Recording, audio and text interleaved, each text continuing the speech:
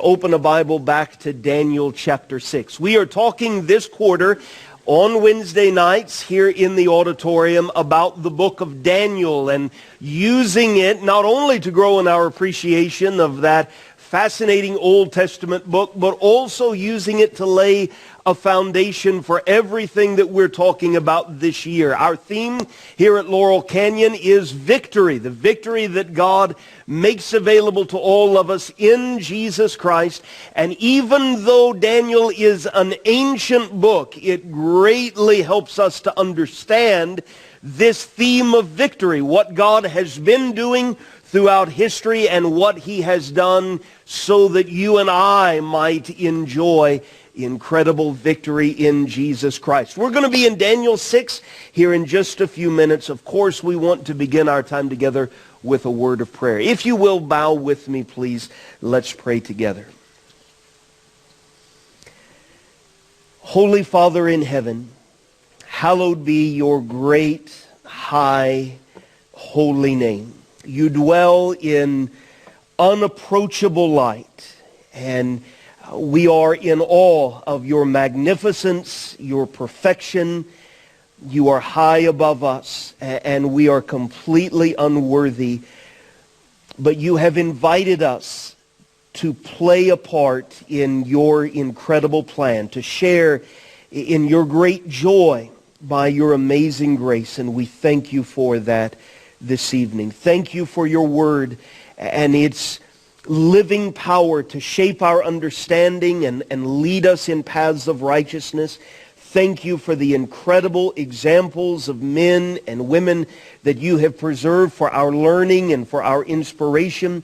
We thank you for the gift of the church and your wisdom in providing it, so that as we do our best to walk in paths of righteousness, we're not doing that alone, but that we have each other. We have brothers and sisters in this new spiritual family. We thank you for the opportunity that we have tonight to study together, to reflect together on what you have done and are doing and will do in this world. We pray your blessing on us as we study and on all who are studying and teaching throughout this building this evening. Help us to center our minds on this great truth that you rule, you reign, and that we need to submit ourselves to you as individuals and as families and as a church to your sovereignty. Thank you for this victory that is available in and through Jesus Christ. And it is in his name that we pray. Amen. Daniel chapter 6. One more time, if you have not gotten material, it is just outside of the doors there.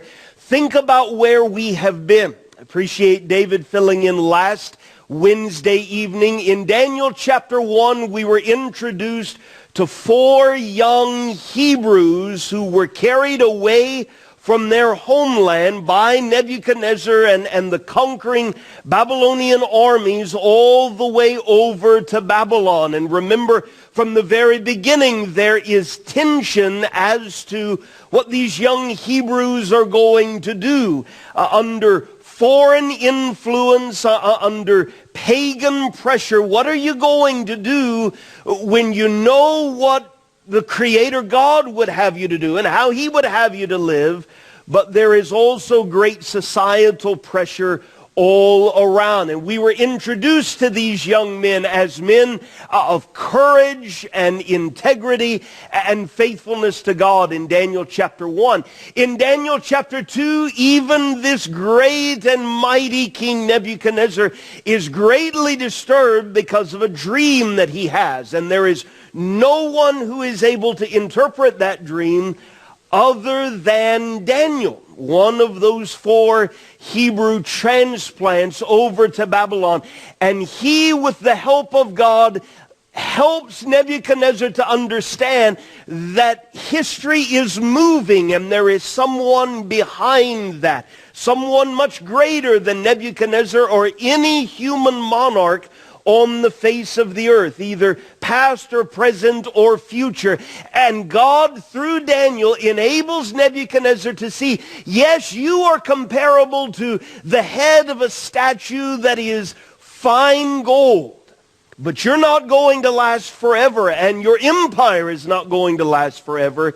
There is a God who rules and who gives rule to human beings as he sees fit. Ultimately, he is going to accomplish his purposes in establishing a kingdom that will never be destroyed. In Daniel chapter 3, we've got another instance of Nebuchadnezzar learning the hard way that he is not the main character of the story. Remember, he erects a 90-foot golden statue and expects everyone, when they hear certain music, to bow down and worship what he has done. 3 young Hebrew men are specifically singled out as unwilling to do that. And they have this showdown with Nebuchadnezzar, and he learns that there is a God, this God of the Hebrews, who is able to do incredible things and foil Nebuchadnezzar's great and self-serving ambitions. In Daniel chapter 4, we've got the humiliation of Nebuchadnezzar, where he finally learns, it would appear, he is remarking to himself about the grandeur and the glory of Babylon that he has fashioned. And Daniel 4:31 tells us, while the words were still in the king's mouth, there fell a voice from heaven, O King Nebuchadnezzar, to you it is spoken, the kingdom has departed from you, and you shall be driven from among men, and your dwelling shall be with the beasts of the field, and you shall be made to eat grass like an ox, and 7 periods of time shall pass over you, until you know that the Most High rules the kingdom of men, and gives it to whom he will. In Daniel chapter 5, you noticed last week a pivotal transition from the Babylonian Empire as the major player on this world stage. We looked at a giant timeline in week number 1, the history of the kingdom of Israel and the kingdom of Judah. We noticed the end of the kingdom of Israel with Assyrian captivity. From there, biblical focus shifts to exclusively this kingdom of Judah, and it was here that we were introduced to Daniel and his 3 friends. But even on this timeline, you notice that the time of the Babylonians comes to an end, and power shifts from Babylon to the empire of Persia. Last week you were in Daniel 5, verse 25. There was this handwriting on the wall, and the interpretation of that was, number 1, God has numbered the days of your kingdom. Belshazzar, the last of these Babylonian monarchs, he has brought it to an end. You have been weighed in the balances and found wanting. Your kingdom is divided and given to the Medes and Persians. And we ended verse 30, that very night Belshazzar the Chaldean king was killed, and Darius the Mede received the kingdom, being about 62 years old. Now, in Daniel chapter 6, we come to the last of these 6 episodes. Each chapter has provided a different lesson, different key character, at times different monarchs that are involved, and there are 6 isolated incidents in this history. Let me ask you, even before we look at Daniel 6 and verse 1, what has been the point? We specifically want to continue to bring the big picture back into view. Has this just been an exercise in learning 6 Old Testament stories that even we can teach our little kids about, standing up against evil people and be courageous and be willing to go through hardship if necessary? Has that been the point? Just 6 good examples? If it's bigger than that, what is it? What? God's in control. God is in control. Alan, you had your hand raised. Yes, of course. Also, these are glimpses back through history, okay, that they can see. Yeah. Things that the Jews were learning even here. And that's what we want to try and make sure we maintain at the forefront of our minds. The Jews have been scattered all over the world because they would not listen to God. The kingdom of Israel in the north learned it the hard way. The kingdom of Judah in the south learned it the hard way. God is worthy of respect. He demands obedience. We must submit to Him whether we are Jews or Gentiles, men, women, rich, poor, slave, king, whomever we are. There is a God in heaven. But especially, like Dwight put it, this is about more than just look at these great Old Testament examples. It is a way, first of all, to teach God's people in exile, God is still in control. And it is something that God has preserved now for more than 2 millennia to communicate to His people wherever and whenever they live. Whatever is going on, you belong to God first. You are a part of His people first. We want to continue to bring that to the forefront of our mind. These are historical ways that God shows, I reign. It's going to be very important for us to keep that big picture in mind, especially going into next week where things begin to get really weird in the book of Daniel. We've already referenced that. Daniel 1 through 6, pretty straightforward character studies. Daniel 7, it begins to get very, very strange. But as long as we can keep the big picture in mind, we've got a kind of guiding North Star to help us through these difficult waters. Jason, you have your hand raised. Go ahead. Just simply adding that not only is He in control, but He also is who matters, right? Yeah. Is that it's not just He's observing and interacting, but we as people should be yielding to Him and considering Him in what we do. Yeah. And fundamental truths like that are just as relevant this evening in America, 2015, as they were then. Paul, go ahead. I was just going to say, as we see through all these different affairs that happen, it's like God knows we are short-sighted people. Yeah. And what better way to teach it? Repetition. Yeah. We keep seeing the same thing over and over and over. Sure. And that's a good segue to where we're going now. Babylon, Daniel 1 through 5.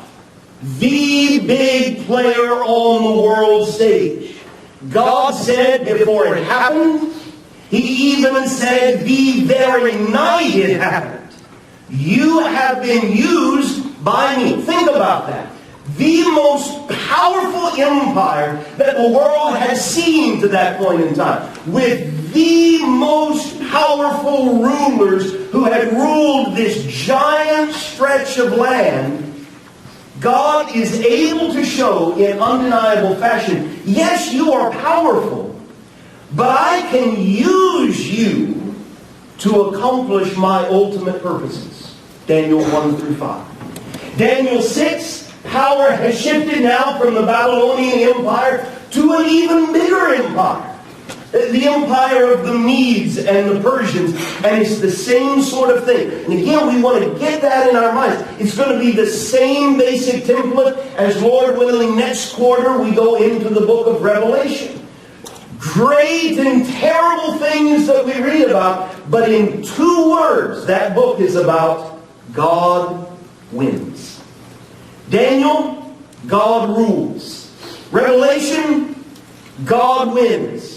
God is able to use whatever circumstance to accomplish His purpose. Okay? Keep that in mind. Daniel 1 through 5, Babylon, now Daniel chapter 6, the Medes and the Persians. Let's go, beginning in verse 1. It pleased Darius to set over the kingdom 120 satraps. We read about these men in the book of Ezra. We read about them in Esther. You can see some references to that in our material. They are literally protectors of the empire. These are the emperor's representatives over this massive stretch of land. It is the biggest empire that the world had known to that point. It went from India in the east to Ethiopia in the southwest. A giant stretch of land. Darius is the one who reigns over it. He has 120 protectors of the empire throughout the whole kingdom. And over those 120, there are 3 high officials. And guess who is one of them? Daniel. I mean, all along the way, we were introduced to him perhaps as a teenager. If not a teenager, very, very close to a teenager. Now we begin to do the math. He's probably in his 80s at this point. This man has been a stranger, an exile in a foreign land, far away from Jerusalem, from, let's say, his teenage years to his 80s. And every time someone tries to stand between him and God, he maintains his faith. Every time someone tries to use his faith to tear him down and embarrass him or destroy him, here is a man now in his 80s who will not compromise. Every time he's on what those in the empire would say, the wrong side of history, right? You're on the wrong side of this rising tide. He maintains his faith, and God is glorified. And that's the point, right, of why we're here. Walk by faith, not by sight. Whether by life or by death, we glorify God. Here is this man now in his 80s. He's one of the most exalted people in this massive empire. Verse 3, then this Daniel became distinguished above all the other high officials.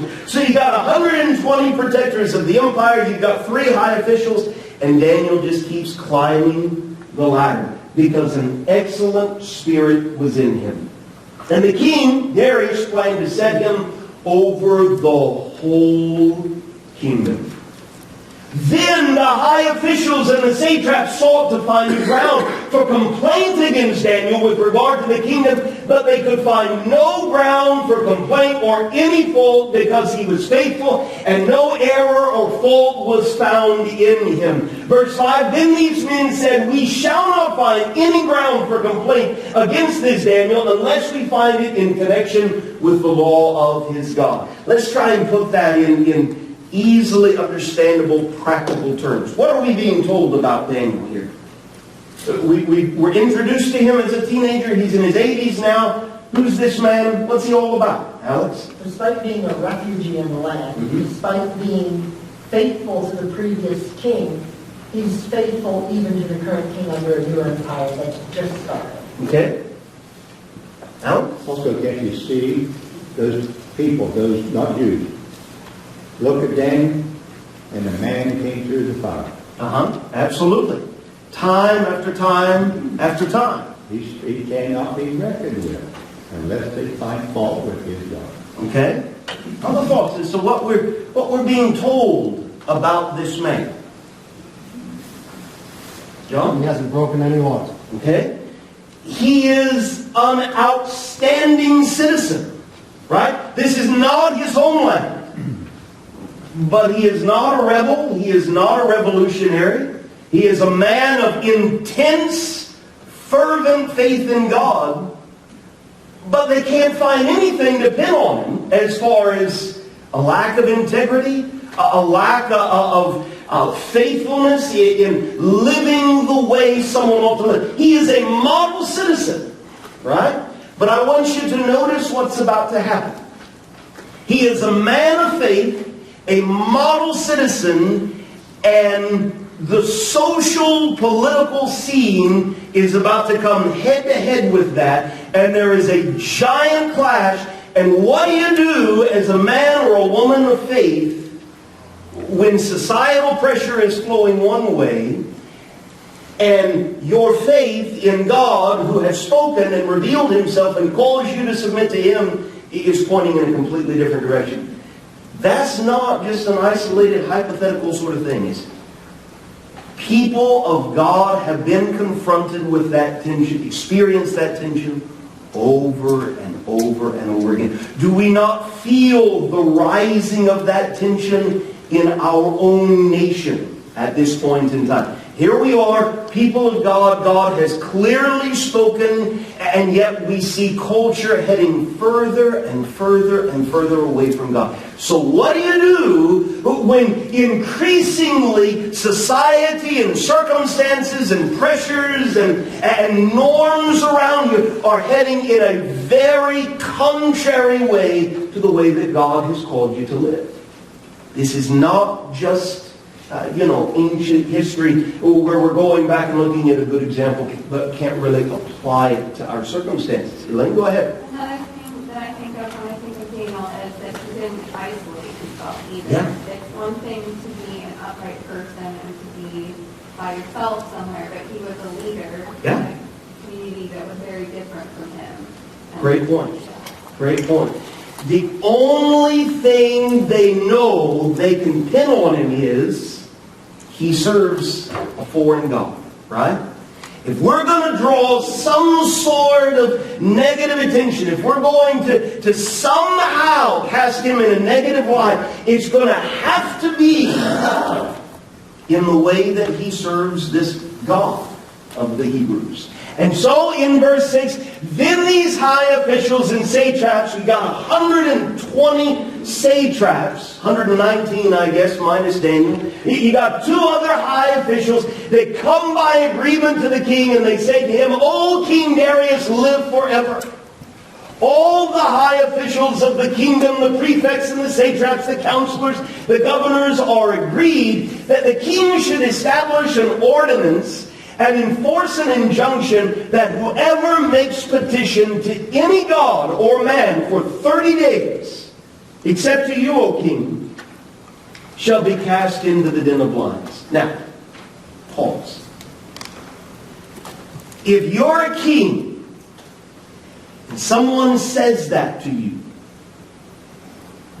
what ought to be going through your mind? This is not a trick question. Let's just get it out on the table. Someone says this to you, you're the king, and they make a proposal like this, what ought to come to mind? They want power. Okay? He knows Daniel personally, and he knows what kind of man he is that he follows. And all right. That's what they said. Maybe Daniel comes to mind, you would hope, right? Especially if he's on the verge of being put over this entire massive empire. First and Mark, go ahead. Before first and foremost. Well, I would ask, what are they? Yeah. Because this homage that they pay to the king is already done. Okay. But to make a decree like this in 30 days. All right. Nothing else. No one. What are you up to based on the fact, yes, I am the king, but that's not my place. Right? Isn't that the first thing that ought to come to mind? That's not my prerogative. I am not God on earth. Right? Now we know in ancient history, we can see it in other portions of the Old Testament even, that human beings, when they rose to great positions of power over empires like this, they began to talk like that, right? Think of Pharaoh in the Old Testament. We're going to see this in the New Testament in our study of Revelation with Caesar, right? People in great positions of influence so very easily and quickly come to think of themselves much too highly. Here's the kicker. Do you have to be the king of an empire in order to be guilty of that? No. We must not comfort ourselves in thinking, well, it's not really an issue for me because I'm not an emperor or an empress.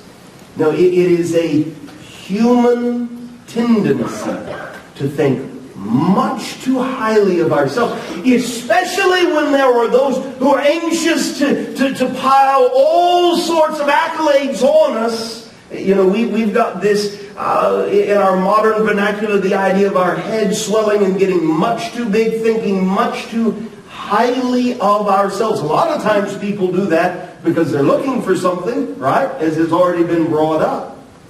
That's the proposition that's being made, and we know why it's being made. What? Go ahead. Also, you would think that he would know that they're kind of lying to him for the simple reason Daniel's not there. Yeah. So Yeah. not all of the high priests agree to this. Yeah. The angels don't care. One would think, right? But one, when one is honest with one's self, also understands we all have blind spots, right? And some of our biggest blind spots have to do with our pride. So, here's the proposition. For the next month, nobody can pray to any god or man except you. And if they do, throw them into a den of lions. Now, O king, establish the injunction and sign the document so that it cannot be changed according to the law of the Medes and the Persians, which cannot be revoked. Therefore, King Darius signed the document and injunction. When Daniel knew that the document had been signed, how much that first phrase in verse 10 adds to all of this, right? It is not that Daniel is unaware. It is not that he is, hopeful that he has misheard. He knows what has happened. He knows the injunction. He knows what's on the line. But listen, the reason this man at 80 is making the choices that he is because he's been making these choices since he was 18, let's say. Right? You don't wait until you're 80 years old to get serious about faith.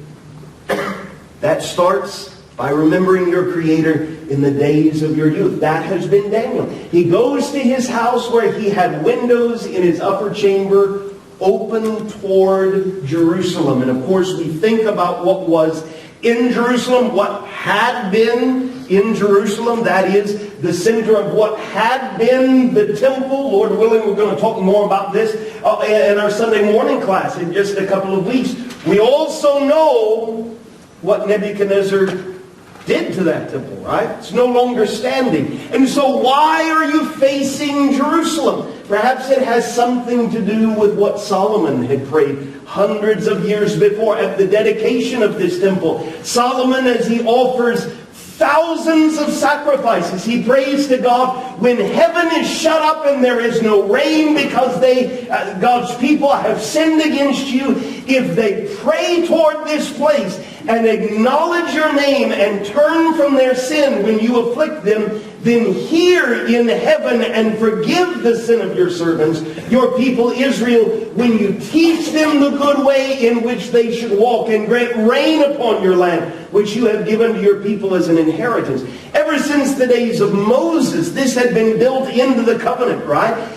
God had said, if you obey, it will go well for you.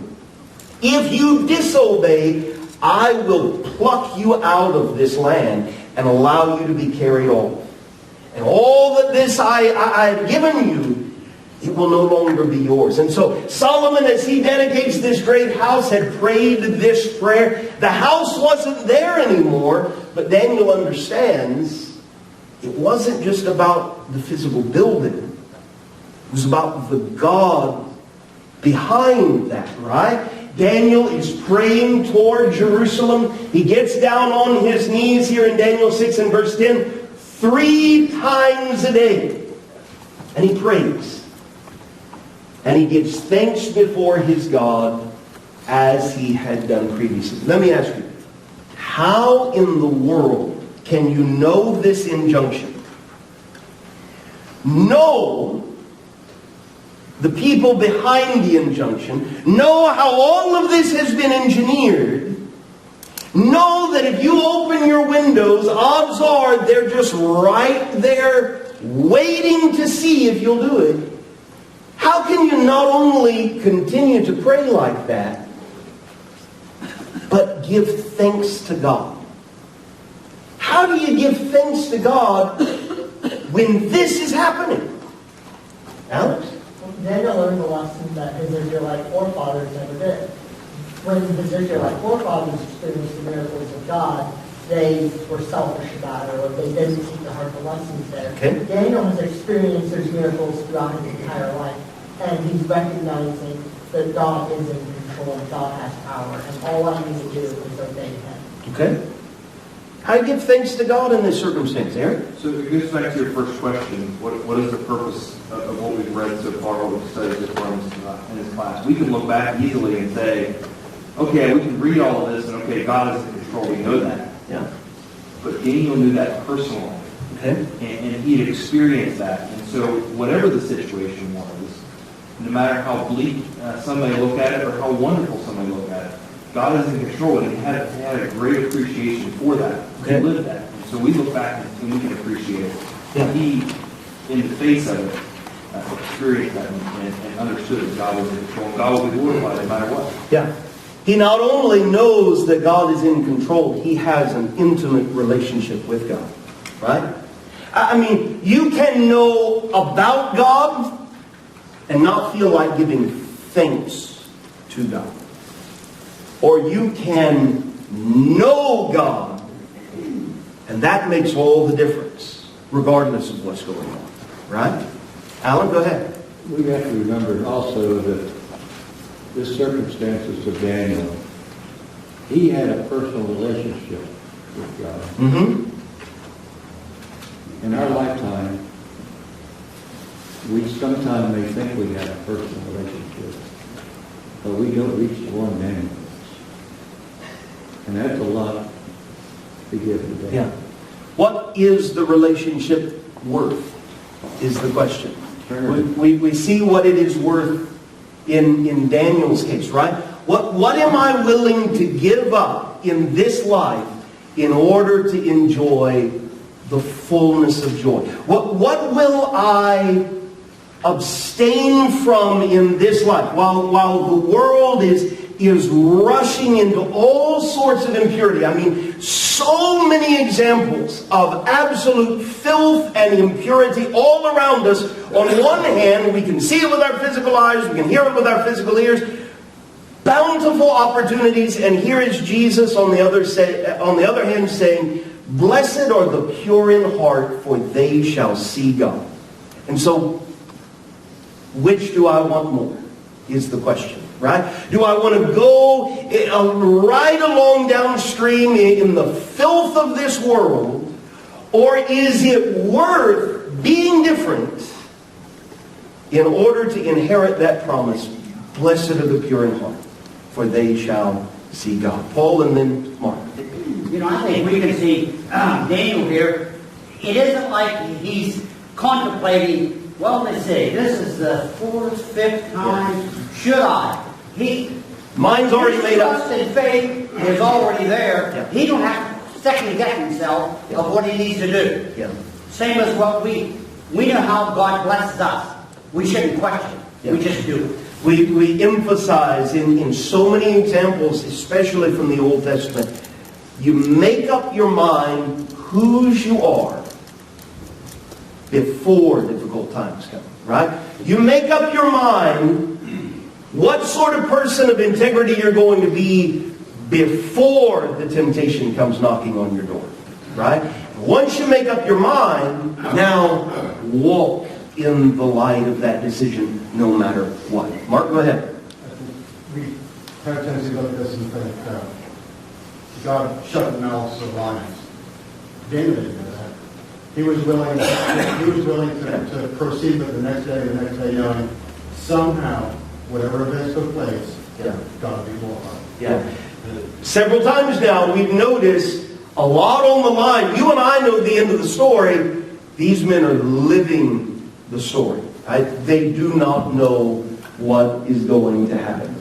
These men, verse 11, came by agreement. They found Daniel making petition and plea before his God. Surprise, surprise. They knew all along. Then they came near and said before the king concerning the injunction, "O king, did you not sign an injunction that anyone who makes petition to any god or man within 30 days, except to you, O king, shall be cast into the den of lions?" The king answered and said, "The thing stands fast according to the law of the Medes and the Persians, which cannot be revoked." Then they answered, "Daniel, who is one of the exiles from Judah, pays no attention to you, O king, or the injunction you have signed, but makes his petition 3 times a day." Is that completely true?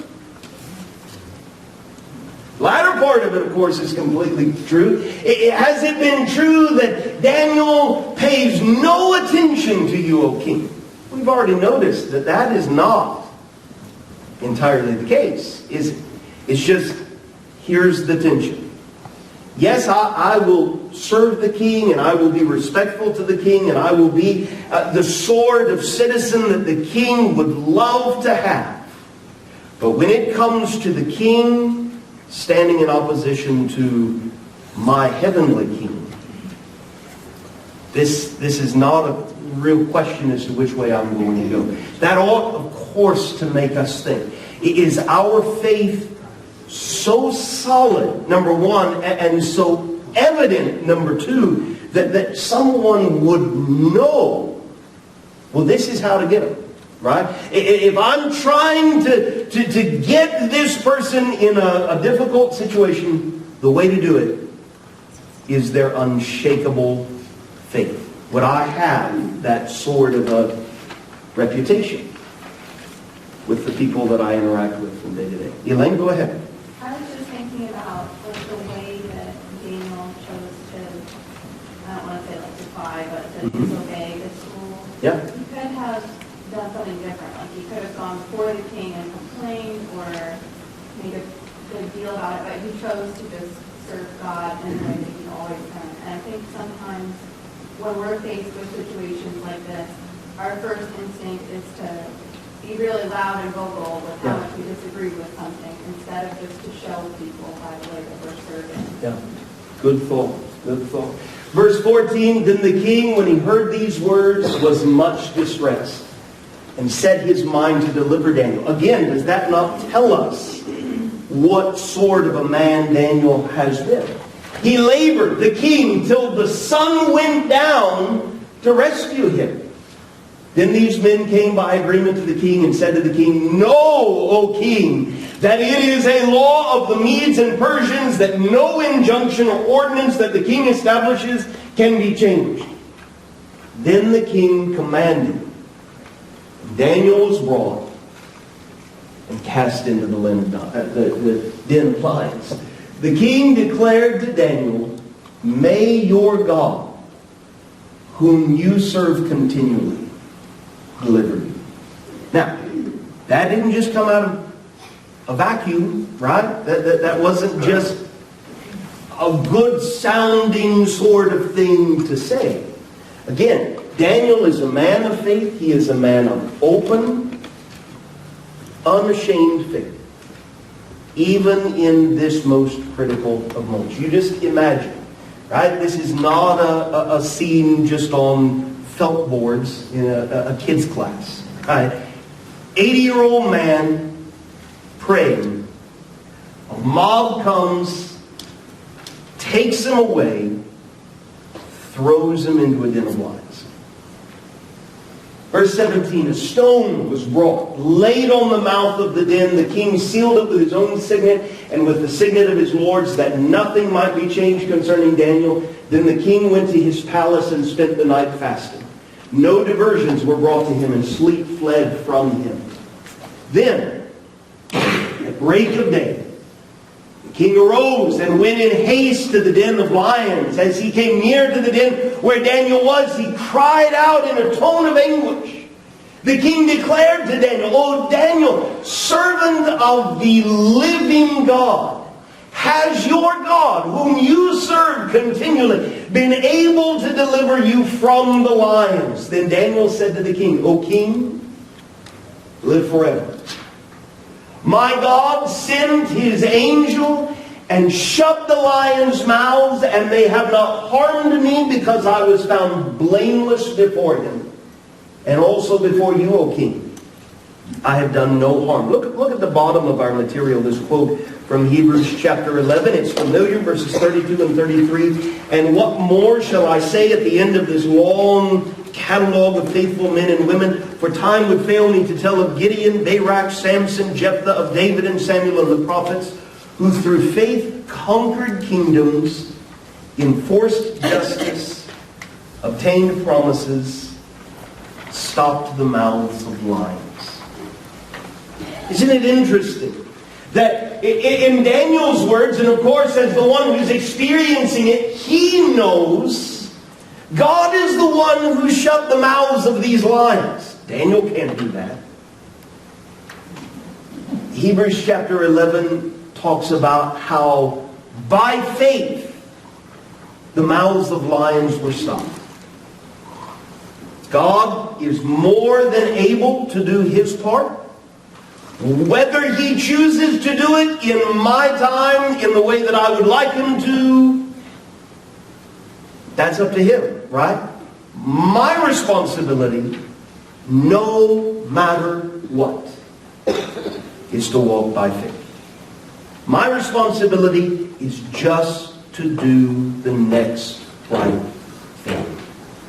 And trust that if I have faith in Him, He will be well pleased in me. Interesting intersection of Daniel's faith and the sovereignty of God. Verse 23, the king was exceedingly glad and commanded that Daniel be taken up out of the den. So Daniel was taken up. No kind of harm was found on him, because he had trusted in his God. The king commanded those men who had maliciously accused Daniel were brought and cast into the den of lions, they, their children, and their wives. It is a gruesome, gruesome scene before they reached the bottom of the den. It is not that these lions were not hungry. It is not that these lions were stuffed or impotent or anything like that. The lions overpowered them and broke all their bones in pieces. A tragic end to this story. Then, verse 25, King Darius wrote to all the peoples, nations, and languages that dwell in all the earth, peace be multiplied to you. I make a decree that in all my royal dominion people are to tremble and fear before the God of Daniel.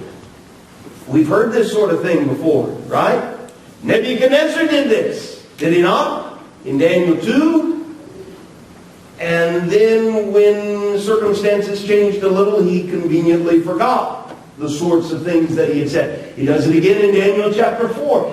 For his part, Darius is saying much the same thing. He is the living God, enduring forever. His kingdom shall never be destroyed, and His dominion shall be put to the end. He delivers and rescues. He works signs and wonders in heaven and on earth. He who has saved Daniel from the power of the lions. As Alex has brought out, this man, at least in this moment, recognizes many of the things that descendants of Abraham had forgotten, right? Or completely ignored.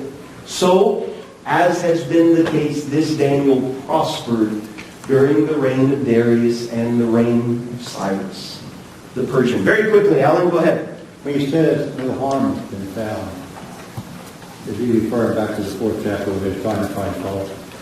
Well, I think, just in general, Daniel was not hostile to these men as long as the will of God did not come into play.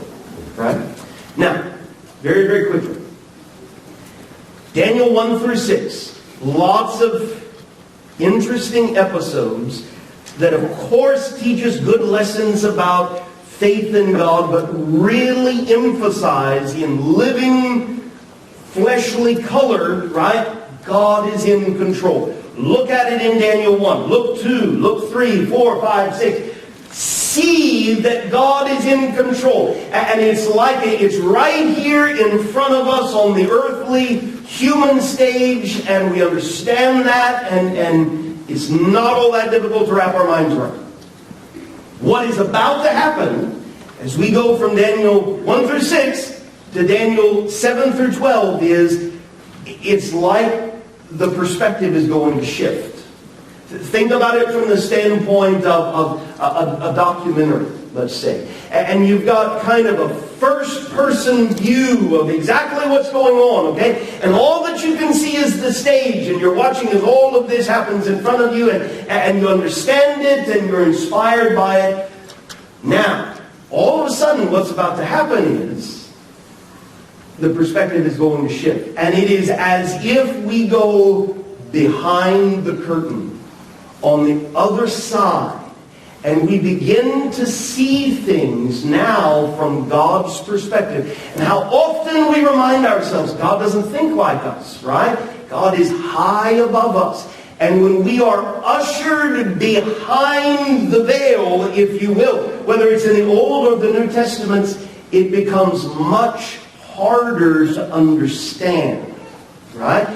Because we're no longer just sitting in a chair and watching on the stage. Now we're seeing behind the curtain. Think of it from the standpoint of a tapestry. You look at the front of it, and it's beautiful, right? And it's orderly, and you can start on I'll do your left. The left side of it, and you can go all the way across, and it's very linear and very practical. But if you go and you look on the back side of that tapestry, wow, it looks completely different, right? It's a mess. It looks like. But that's where all of the threads connect to form the picture on the other side. That's what we're about to experience, okay? What I need you to do is make sure to get a copy of the material for next week. It's got 2 sides. Lesson 7 for next week and Lesson 8 for the following week. Lord willing, next week we're just going to talk about some background stuff. 4 great empires. And then in lesson number 8, we'll really get into the text of Daniel 7. Okay? Thank you so much for being here. If you've got more that you'd like to talk about, I would love to do that with you.